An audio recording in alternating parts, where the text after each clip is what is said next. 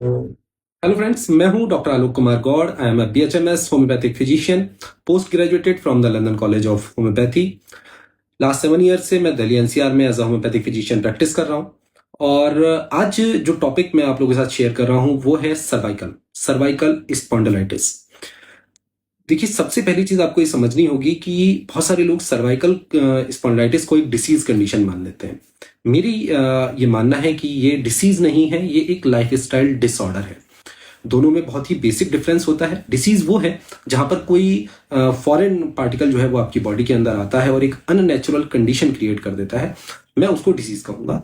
लेकिन जहां पर आपकी गलत आदतों की वजह से आपके अंदर कोई डिफॉर्मिटी क्रिएट हो रही है और वही डिफॉर्मिटी आपकी उन गलत आदतों को छोड़ देने से या वहां उनको इंप्रूव कर देने से ठीक हो जाती है, तो मैं उसको डिसीज नहीं डिसऑर्डर बोलता हूं। ठीक है, तो अब हम बात करते हैं कि सर्वाइकल के लिए प्रोन कौन लोग हैं, किन लोगों को सर्वाइकल बहुत ज्यादा देखने को मिलता है। आज से कुछ साल पहले तक अगर हम देखें तो सर्वाइकल स्पॉन्डिलाइटिस जो है वो यंग एज की डिसीज ही नहीं था। बहुत ही जो ओल्ड एज लोग हुआ करते थे उनको सर्वाइकल हुआ करता था। उसके पीछे रीजन था कि स्पाइन में बहुत सारा डिजेनरेशन स्टार्ट हो जाता है उस एज में जाकर के, तो वहां उनको जो है इस तरीके की नेक में प्रॉब्लम्स आना स्टार्ट हो जाती थी, तो वो एक नेचुरल कंडीशन थी। लेकिन आज की समय में मैं देख रहा हूँ 15 साल 20 साल के बच्चे, बहुत ही यंग एज लोग जो 30 से जिनकी कम एज है, वो हमारे पास आते हैं और उनको सर्वाइकल की प्रॉब्लम है। तो अब ये क्यों है? ये है हमारे गलत लाइफस्टाइल की वजह से, हमारे विजन एंगल की वजह से, कि हम कभी भी अपनी नेक को उस पोस्चर में रखते ही नहीं है जो उसकी नेचुरल पोस्चर होना चाहिए। हम हमेशा उसको, जैसे आप देखिए, अगर आप मोबाइल देख रहे हैं तो आपकी नेक जो है वो हमेशा 45 डिग्रीज पर डाउनवर्ड रहेगी। अगर आप किसी लैपटॉप पे, कभी किसी कंप्यूटर पर काम कर रहे हैं, तब आपकी नेक जो है वो हमेशा 45 डिग्री डाउन रहेगी। जबकि होना क्या चाहिए कि अगर आप किसी भी चीज को देख रहे हैं तो वो आपकी आंखों के सामने बिल्कुल 90 डिग्री पर होनी चाहिए।